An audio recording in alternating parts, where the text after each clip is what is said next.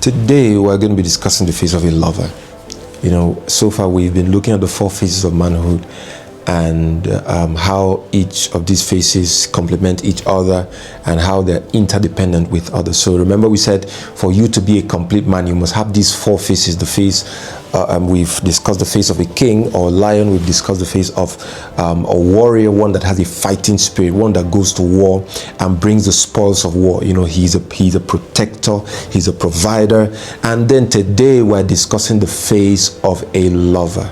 So the face of a lover, this face is characterized by tenderness. Even if you are an army general, you command men in battle, a real army general, when you come home, you're supposed to be a lover. Be a lover to your wife, be a lover to your children. Is a face that is characterized by tenderness. Is a face that is characterized by its sensitivity. You should be sensitive to her needs. It's a face that is characterized by sacrificial love. There's something the Bible said in Ephesians chapter 5. If you read from verse 22 downwards, the Bible was talking about the fact that Christ so loved the church or his bride that he gave himself up for it. So a man should love his wife or the woman that God has given him so much that you can be able to die for her. So remember, it is characterized by sacrificial love.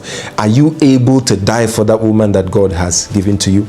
Is also a phase that is characterized by emotional openness. Even if you're a boss outside, be emotionally open to that woman, that God has given to you. Is a phase that is also characterized by physical affection. You show affection, you show kindness, tenderness, and all of that. That particular scripture, the Bible said something that he might present her to himself. That is, after loving the church and being able to die for her, the Bible said that he might wash her by the water of the word, and that he might present her to himself, washing her from every wrinkle, every spot, and every blemish. So what is wrinkles? Now, wrinkles are rumples. Example, if a cloth has been unused for a while, that cloth becomes rumpled or wrinkled.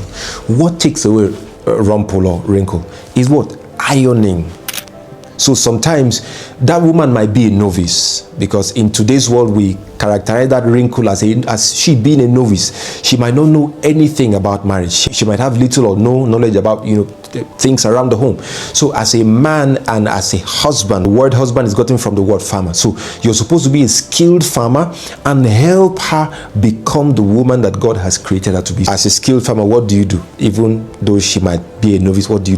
You help her iron out and learn the things she is supposed to learn. Spots are scars, are dents that are gotten from external sources. These external sources may be abuse, maybe she's coming from a dysfunctional home, and so on and so forth. So when you see a woman that has been wounded by such things, she has obvious spots, what do?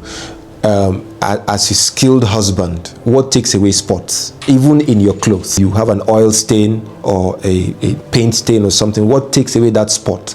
That stain is taken away by bleach and detergent. So you might need to apply a bit of bleach and detergent to help that woman, help her, reassure her, love her, even in the midst of those wounds.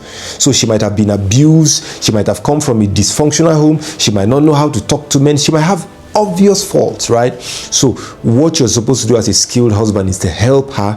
The Bible said that Jesus, like he did to his bride, that he might wash her by the water of the word and present her to himself. So after a couple of years, the kind of woman you have is a reflection of you as a man, because also that's exactly what Jesus is doing for the church. So we are supposed to be doing the same for our bride. Remember that the third phase of manhood is the phase of a lover.